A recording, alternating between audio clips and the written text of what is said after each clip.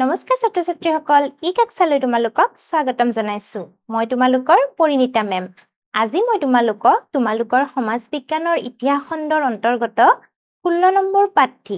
মোগল ৰাজত্বকালত ভাৰতবৰ্ষ এই পাঠটিৰ 4 নম্বৰ অংশটো প্ৰশ্ন উত্তৰ হিতান আলোচনা কৰিম অৰ্থাৎ ইয়াৰ আগৰ অংশত আমি পূৰ্বৱৰ্তী প্ৰশ্নবোৰ আলোচনা কৰিছো এতিয়া আজি আমি ৰৈ যোৱা প্ৰশ্ন উত্তৰখিনি তোমালোকৰ লগত আলোচনা কৰিম চাওয়া হাসুন কিনো প্ৰশ্ন আছে প্ৰথম প্ৰশ্নটো চোৱা একত্ৰিত ভাৰতবৰ্ষৰ সপোন আংশিকভাৱে কাৰ্যকাৰী কৰিবলৈ সক্ষম হোৱা সম্ৰাট দুজন কোন কোন আছিল অৰ্থাৎ দুজন সম্ৰাট আছিল মোগল ৰাজত্বকালত আৰু সেই দুজন সম্ৰাটে কি কৰিছিল ভাৰতবৰ্ষক একত্ৰিত কৰিবলৈ সপোন দেখিছিল একত্ৰিত ভাৰতবৰ্ষ অৰ্থাৎ ভাৰতখন আগতে কি হৈছিল সৰু খণ্ড-খণ্ডকে বিভক্ত হৈ আছিল তেওঁলোকে কি বিচাৰিছিল যে গোটেই ভাৰতবৰ্ষখন একত্ৰিত কৰি এখন বিশাল ভাৰতবৰ্ষ হিচাপে পৰিচয় লাভ কৰক আৰু সেই সম্ৰাট দুজন কোন কোন আছিল উত্তৰটো কি হ'ব অশোক আৰু আকবৰ এয়া চোৱা উত্তৰত কি আছে চোৱা একত্ৰিত ভাৰতবৰ্ষৰ সপোন আংশিকভাৱে কাৰ্যকাৰী কৰিবলৈ সক্ষম হোৱা সম্ৰাট দুজন আছিল মহামতি অশোক আৰু আকবৰ অৰ্থাৎ আমাৰ ভাৰতবৰ্ষখন একত্ৰিত কৰাৰ সপোনটো আংশিকভাৱে কাৰ্যকাৰী কৰিছিল গোটেই সম্পূৰ্ণ কাৰ্যকাৰী কৰিব নোৱাৰিলে কিন্তু আংশিকভাৱে কাৰ্যকাৰী কৰা সম্ৰাট দুজন কোন আছিল মহামতি অশোক আৰু আকবৰ এতিয়া চাওঁ আহা পিছৰটো প্ৰশ্ন চোৱা ঔৰংগজেবৰ সাম্ৰাজ্যৰ বিস্তৃতি ক'ৰ পৰা ক'লৈ আছিল উত্তৰটো চোৱা ঔৰংগজেবৰ সাম্ৰাজ্যৰ বিস্তৃতি পূবে বংগৰ পৰা গুজৰাটলৈ আৰু উত্তৰে কাবুলৰ পৰা দক্ষিণে কৰ্ণাটকলৈ আছিল পূবে বংগৰ পৰা পশ্চিমে কলৈ আছিল গুজৰাটলৈ আৰু উত্তৰে কাবুলৰ পৰা দক্ষিণে কলৈ আছিল কৰ্ণাটকলৈ ঠিক আছে উত্তৰে কাবুলৰ পৰা দক্ষিণে কৰ্ণাটকলৈ আৰু পূবে বংগৰ পৰা পশ্চিমে গুজৰাটলৈ মনত থাকিবনে তেওঁৰ ঔৰংগজেবৰ ৰাজ্যৰ কি আছিল বিস্তৃতি আছিল পিছৰটো চোৱা মোগলৰ প্ৰাদেশিক শাসন ব্যৱস্থাত সুবেদাৰৰ তলৰ বিষয়াবোৰ কোন কোন সুবেদাৰৰ তলৰ বিষয়াবোৰ কোন কোন আছিল সুধিছে মোগলৰ প্ৰাদেশিক শাসন ব্যৱস্থাত সুবেদাৰৰ তলৰ বিষয়াবোৰ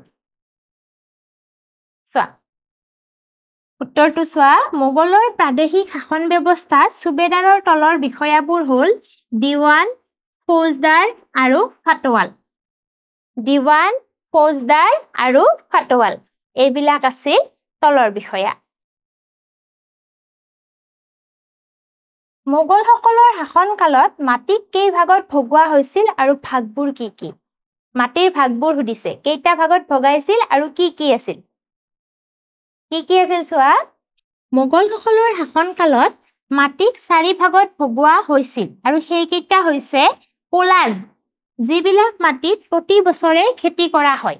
প্ৰথম ভাগটো কি পোলাজ যিবিলাক মাটিত কি কৰা হয় প্ৰতি বছৰে খেতি কৰা হয় দ্বিতীয়টো চোৱা পাৰুটি যিবিলাক মাটিত মাজে সময়ে খেতি বন্ধ কৰি মাটিখিনি উৰ্বৰা কৰা হয় দ্বিতীয় ভাগটো কি পাৰুটি ইয়াতে কি কৰা হয় মাজে সময়ে খেতি বন্ধ কৰি দিয়া হয় আৰু খেতি বন্ধ কৰি কি কৰা হয় মাটিখিনি যাতে উৰ্বৰা হয় হেয়া কৰা হয় তাৰ পিছত 3 নম্বৰটো হ'ল সাচ্চাৰ যি মাটিত 3-4 বছৰ খেতি কৰা নহয় সাচ্চাৰত কি কৰা হয় 3-4 বছৰ কিন্তু খেতি কৰা নহয়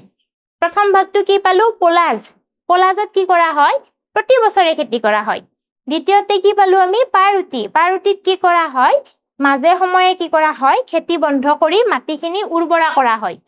তাৰ পিছৰ ভাগটো আমি কি পালো সাচ্চাৰ ইয়াত কি কৰা হয় 3-4 বছৰ খেতি কৰা নহয় আৰু শেষত কি আছে চোৱা বানজাৰ যি মাটিত 5 বছৰ বা তাতকৈ বেছি কাল খেতি নোহোৱাকৈ পৰি থাকে আৰু বানজাৰত কি হয় বেছি সময় 5 বছৰতকৈ বেছি সময় বা 5 বছৰ খেতি বাতি কৰা নহয় বুজি পালানে এই 4টা আছিল মাটিৰ ভাগ এতিয়া চোৱা পিছৰটো প্ৰশ্ন মনসবদাৰসকলক কিদৰে পাৰিতোষিক দিয়া হৈছিল ইয়াতে আছে চোৱা মনসবদাৰসকলক পদমৰ্যাদা অনুসৰি পাৰিতোষিক দিয়া হৈছিল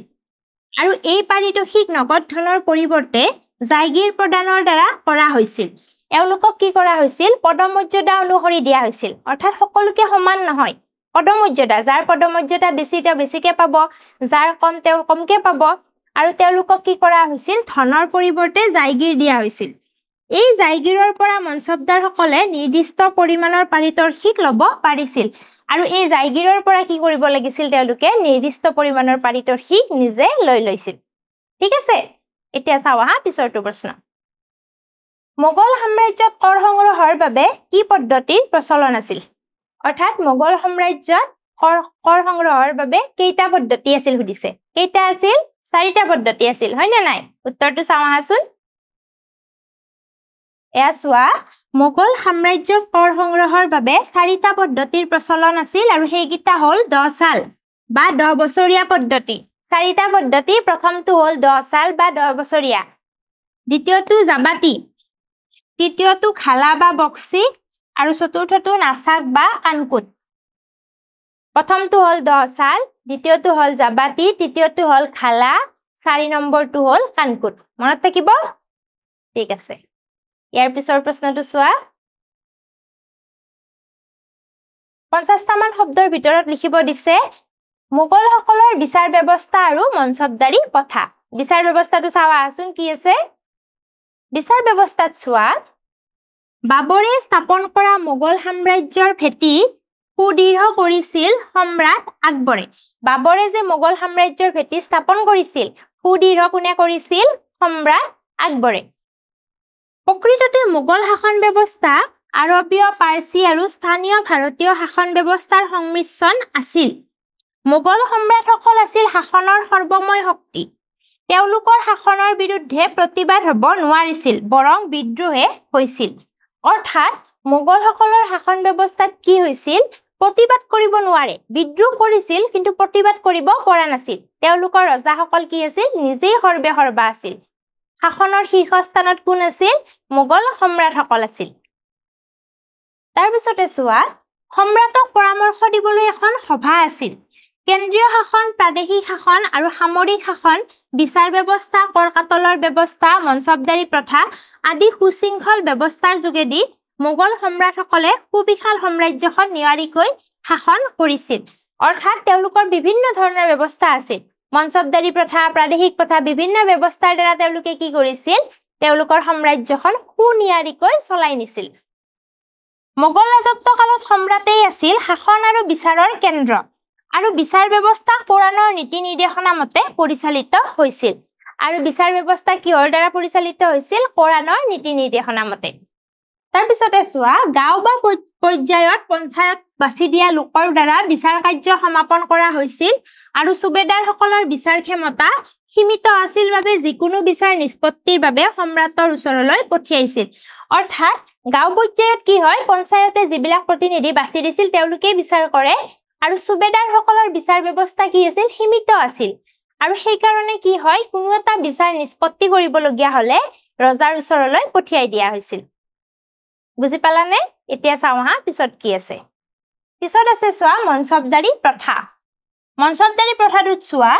মোগল প্ৰশাসনৰ এক উল্লেখযোগ্য ব্যৱস্থা হৈছে মনসবদাৰী প্ৰথা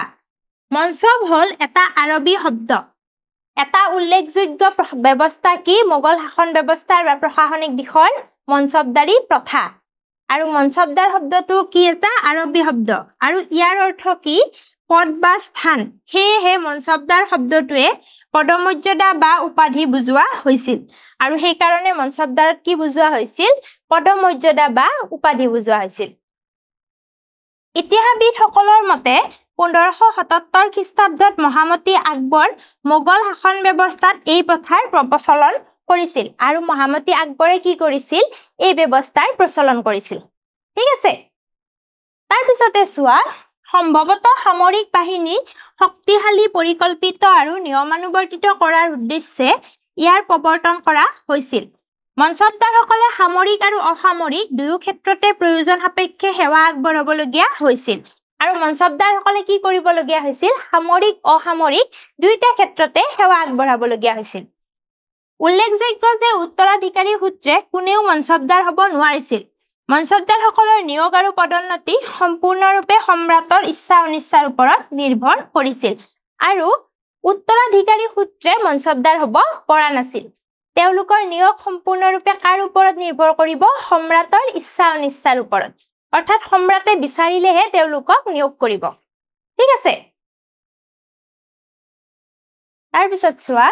পদমৰ্যাদা অনুসৰি মনসবদাৰসকলক পাৰিতোষিক নিৰ্দিষ্ট কৰা হৈছিল আৰু এই পাৰিতোষিক নগদ ধনৰ পৰিৱৰ্তে জায়গীৰ প্ৰদানৰ দ্বাৰা কৰা হৈছিল আৰু এই জায়গীৰৰ পৰা মনসবদাৰসকলে নিৰ্দিষ্ট পৰিমাণৰ পাৰিতোষিক ল'ব পাৰিছিল আৰু ইয়াৰ পৰা কি কৰিব পাৰিছিল নিৰ্দিষ্ট পৰিমাণৰ পাৰিতোষিক ল'ব পাৰিছিল অৰ্থাৎ তেওঁলোকৰ পাৰিতোষিক কি আছিল পাৰিতোষিক মানে দৰমহাটো কি হৈছিল পদমৰ্যাদা অনুসৰি দিয়া হৈছিল আৰু জায়গীৰ নিৰ্দিষ্ট কৰি দিয়া হৈছিল আৰু জায়গীৰৰ দ্বাৰা কি কৰিব পাৰিছিল তেওঁলোকে যিমান তেওঁলোকৰ পাৰিতোষিক নিজে ল'ব পাৰিছিল আজিলৈ ইমানতে এৰিছো পৰৱৰ্তী শ্ৰেণীত নতুন এটা পাঠৰ সৈতে আকৌ লগ পাম ধন্যবাদ